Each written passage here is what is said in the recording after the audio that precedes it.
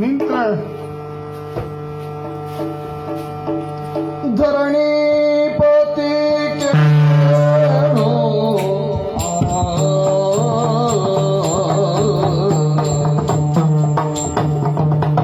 ಧರಣಿ ಪತಿ ಕೇಳು ಜನಮೇ ಜಯಮೇ ಕೌರವನು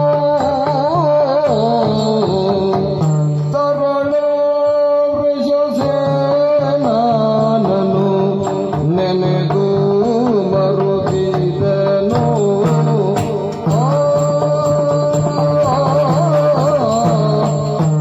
ತರಣಿತನಯನು ತನ್ನ ತರಳನೆಲ್ಲಿಗೆ ಹೋದ ತರಣಿತನಯನು ತನ್ನ ತರಳನೆಲ್ಲಿಗೆ ಹೋದ ತರಳನೆಲ್ಲಿಗೆ ಹೋದ ಕರೆದು ತಾರೆಂದೆನ್ನೊಳರುಗಲೇನೆಂದೆ ಕರೆದು ತಾರೆಂದೆನ್ನೊಳರುಗಲೇನೆಂಬೆ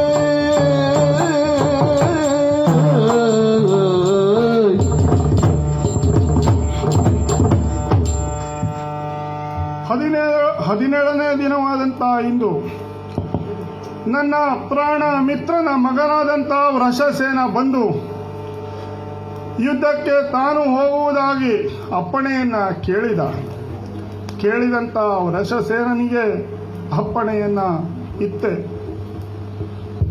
ಅಪ್ಪಣೆಯನ್ನ ಸ್ವೀಕರಿಸಿದಂಥ ವೃಷಸೇನ ರಣರಂಗದಲ್ಲಿ ಕಾದಾಡಿ ಭೀಮನನ್ನ ಉರುಳಿಸಿದ. ಅದೇ ರೀತಿ ಮುಂದುಕ್ತಾ ಹೋದಾಗ ಪಾರ್ಥನ ಕೈಯಲ್ಲಿ ಯುದ್ಧರಂಗದಲ್ಲಿ ಮಣಿದ. ಇಂದು ನನ್ನ ಪ್ರಾಣ ಮಿತ್ರನಾದಂಥ ಕರ್ಣ ಬಂದು ಕೇಳಿದರೆ ನಾನು ಯಾವ ರೀತಿಯಾಗಿ ಅವನಿಗೆ ಉತ್ತರವನ್ನು ಕೊಡಲಿ, ಈ ಒಂದು ಸಮಸ್ಯೆಗೆ ಯಾವ ರೀತಿಯಾಗಿ ನಾನು ಅವನ ಜೊತೆಯಲ್ಲಿ ಸ್ಪಂದಿಸಲಿ, ಅವನಿಗೆ ಮುಖವನ್ನ ಯಾವ ರೀತಿಯಾಗಿ ನಾನು ತೋರಿಸ್ಲಿ ಹೇಳುವಂತ ಚಿಂತೆ ನನ್ನನ್ನ ಕಾಡ್ತಾ ಇದೆ. ಏನು ಮಾಡಲಿ ನಾನು? ಕರ್ಣನಿಗೆ ಮುಖವನ್ನ ಯಾವ ರೀತಿ ತೋರಿಸ್ಲಿ ಎಂದು ಬರುವುದಲ್ಲಿರುವ ಎಂದು ಬರುತ್ತಿರುವ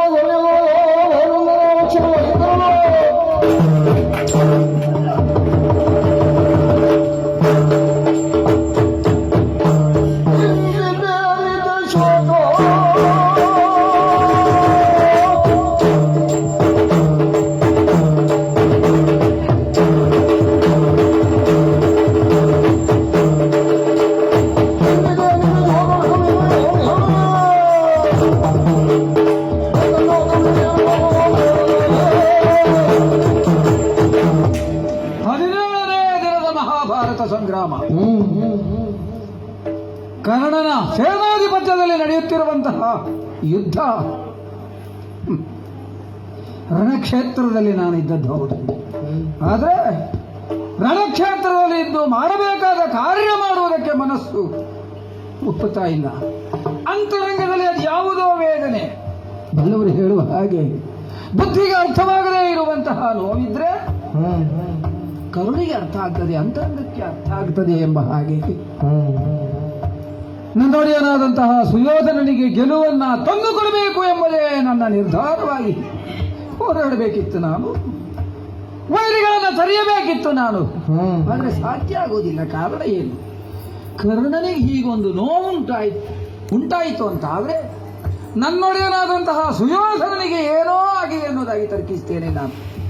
ಹಾಗೆ ಆಲೋಚನೆ ಮಾಡಿ ಸುತ್ತ ನೋಡಿದ್ರೆ ನನ್ನೊಡೆಯನ ತೇರು ಕಾಣಿಸುವುದಿಲ್ಲ, ಉರಾಗ ಪತಾಕ ಕಾಣಿಸುವುದಿಲ್ಲ. ಹಾಗಾದ್ರೆ ನನ್ನ ನಿರ್ಧಾರವೇ ಸರಿ. ನನ್ನೊಡೆಯ ಸುಯೋಧನನಿಗೆ ಏನೋ ಅವಘಡ ಸಂಭವಿಸಿದೆ. ಹಾಗಾಗಿ ಅವ ರಣಕ್ಷೇತ್ರವನ್ನ ಬಿಟ್ಟು ಎಲ್ಲಿಯೋ ಹೋಗಿದ್ದಾನೆ. ಎಲ್ಲಿದ್ದಾನೆ? ಹೋಗಿ ಕಾಣಬೇಕು, ಹೋಗಿ ಮಾತನಾಡಿಸಬೇಕು. ಪ್ರಭು, ಕರ್ಣ ಏನದು ಕೈಯಲ್ಲಿ? ವಿಷದ ಪಾತ್ರೆ.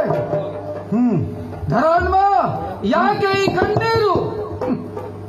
ಇಂಥ ಒಂದು ಸ್ಥಿತಿ ನಿನ್ನ ಆತ್ಮೀಯ ಮಿತ್ರ ಕರ್ಣ ಬದುಕಿರುವಾಗ ಬರಬಾರದು ನಿನಗೆ.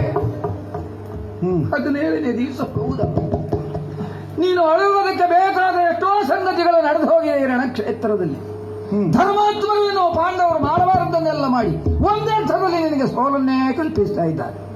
ಆದರೂ ಕಣ್ಣೀರು ಹಾಕಿದವ ಅಲ್ಲ ನೀನು, ಶತ ಸೋದರರನ್ನ ಕಳ್ಕೊಂಡವ ನೀನು.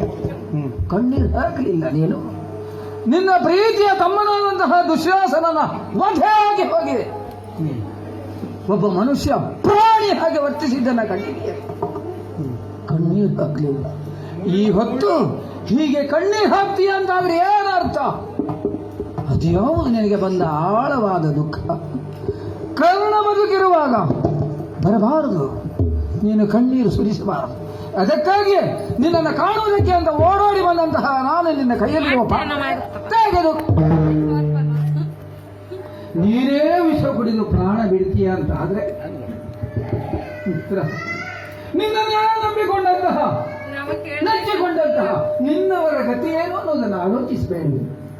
ಒಂದೊಮ್ಮೆ ಸಾಯುವುದೇ ನಿನ್ನ ನಿರ್ಧಾರ ಅಂತಾದ್ರೆ ನಿನ್ನ ಜೊತೆಗೆ ನಾನು ಬರಬೇಕು. ಮೊದಲಿಗೆ ನನಗೆ ವಿಷವನ್ನು ಉಳಿಸಿ ಆಮೇಲೆ ಕೇವಲ ನನಗಷ್ಟೇ ಅಲ್ಲ, ನನ್ನ ಕುಟುಂಬಕ್ಕೆಲ್ಲ ವಿಷಪ್ರಾಶನ ಆದಮೇಲೆ ನಾವೆಲ್ಲ ನಿಜವಾಗಿ ಹೋಗಬೇಕು. ಯಾಕೆ?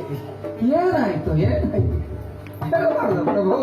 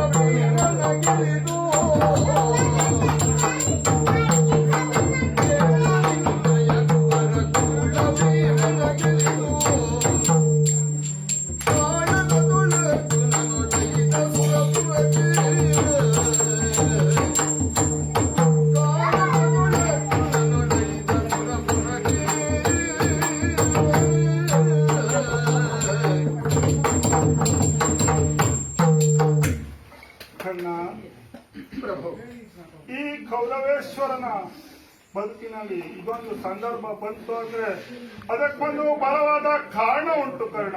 ಹಾಗೆ ನಾನೂ ತರ್ಕಿಸ್ತೇನೆ. ಆಡಬೇಕು ಅಂತ ಮುಂದಾದ್ರೆ ಮಾತು ಹೊರಡುವುದಿಲ್ಲ.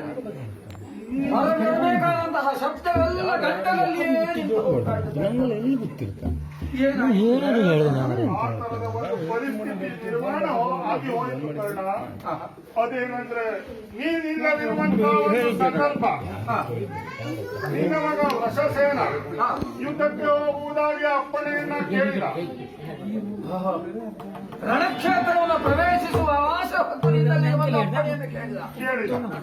ಸರಿಯಾದ ಕಡೆ ಮಾಡಿದ. ಅಪ್ಪಣೆ ಕೊಟ್ಟು ಕಳಿಸಬೇಕಿತ್ತು. ಅದೇ ತರವಾಗಿ ನಾನು ಅಪ್ಪಣೆಯನ್ನ ನೀಡಿ ಅವನಿಗೆ ಕಳುಹಿಸಿದೆ. ಸಂತೋಷ ಆಯ್ತು. ಹೋದಂತ ವೃಷಸೇನ ಸಿಂಹದ ಹೊಟ್ಟೆಯಲ್ಲಿ ಸಿಂಹದ ಮರಿಯೇ ಹುಟ್ಟುವುದೇನಲ್ವೋ, ಅದೇ ರೀತಿಯಾಗಿ ರಣರಂಗದಲ್ಲಿ ಶತಕ್ರಜತ್ರಾಣಿಯಾದಂತ ಭೀಮಸೇನನನ್ನ ಮಣಿಸಿದ. ನನ್ನ ಮಗ ವೃಷಸೇನನ ಸಾಹಸದ ಕಥೆ ಇದು.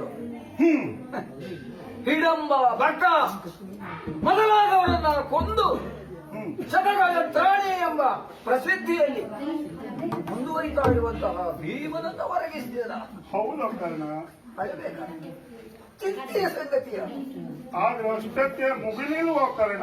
ಮತ್ತೆ ಅದೇ ರೀತಿಯಾಗಿ ಮುಂದುವರಿದಂತ ವೃಷಸೇನ ಪಾರ್ಥನ ಎದುರಿಗೆ ಸೆಣಸಾಡಿದ. ಸೆಣಸಾಡಿ ಯುದ್ಧ ರಂಗದಲ್ಲಿ ಮಣಿದ್ನು.